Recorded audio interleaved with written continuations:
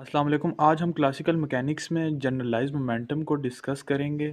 तो the Lagrangian L of a particle can be written as, मतलब Lagrangian equation जो हमारे पास है L is equal to T minus V, यानी kinetic energy minus potential energy.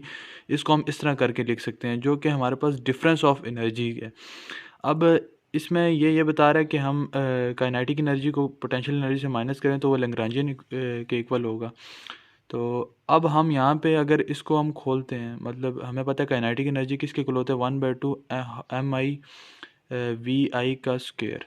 यानी कि अगर यहाँ हम आई यूज़ कर रहे हैं कि अगर हमारे पास एक पार्टिकल होता तो हम तो सिंपल लिखते, लेकिन यहाँ हमारे पास बहुत सारे पार्टिकल्स हैं, मतलब हम एक से ज़्यादा है, तो उसके लिए हमने समेशन आई भी यूज़ किया। माइनस पोटेंशियल एनर्जी इसी तरह लिखेंगे।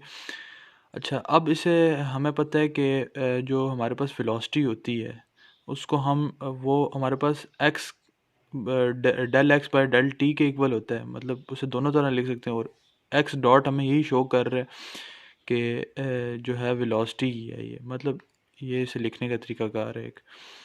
और उसके बाद अगर हमारे पास इसका हम अगर डेरिवेटिव लेते हैं तो हमारे पास, अगर हम डेरिवेटिव लेते हैं समेशन आई 1/2 एम आई, इसी तरह आ गया एक्स डॉट आई का स्क्वायर का डेरिवेटिव होगा, क्योंकि हमारे पास बाकी सारी कांस्टेंट टर्म्स हैं। क्योंकि हम एक्स आई के रिस्पेक्ट से ले रहे हैं तो वहाँ पे पावर रूल लगेगा सिंपली, जो हमारे पास यह आ जाएगा -0। अब ये यहाँ ज़ीरो क्यों आया, ये समझने की ज़रूरत है। असल में हमारे पास जो होता है ना पोटेंशियल एनर्जी, वो फंक्शन होता है पोजीशन का। यहाँ पे हम विद रिस्पेक्ट टू ले रहे हैं, जो डेरिवेटिव हम ले रहे हैं विद रिस्पेक्ट टू वेलोसिटी। तो वेलोसिटी का कोई ताल्लुक नहीं है, वो नहीं डिपेंड करती। वेलोसिटी काइनेटिक एनर्जी वेलोसिटी पे डिपेंड नहीं करती, वो पोजीशन पे डिपेंड करती है, उसका उससे रिलेशन है, वो फंक्शन पोजीशन का है।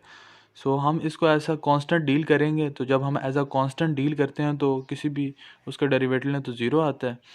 तो बाकी ये टू टू से कैंसिल हो जाएगा, ये हमारे पास आ जाएगी, इस तरह टर्म आ जाएगी। अब एम आई, मतलब हमें पता है कि हमारे पास जो वैसे जनरल मोमेंटम होता है वो किसके इक्वल होता है, P is equal to M V. तो ये हमारे पास M I X dot I V हो गया। तो इसे इस तरह करके या लिख दें तो वो हमारे पास आएगा पी आई के इक्वल।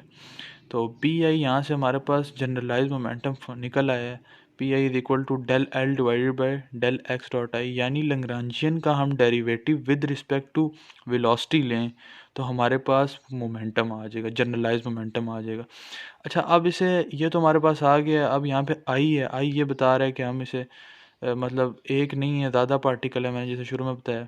तो अब इसे हम एक्स के उसमें भी रिस्पेक्ट में भी लिख सकते हैं, वाई में भी, जेड में भी, तीनों कोऑर्डिनेट्स में हम लिख सकते हैं।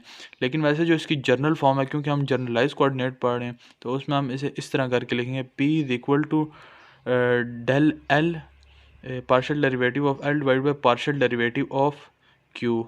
अब ये क्यू यहाँ पे यही शो कर रहे हैं कि जनरलाइज कोऑर्डिनेट्स को शो कर रहे हैं।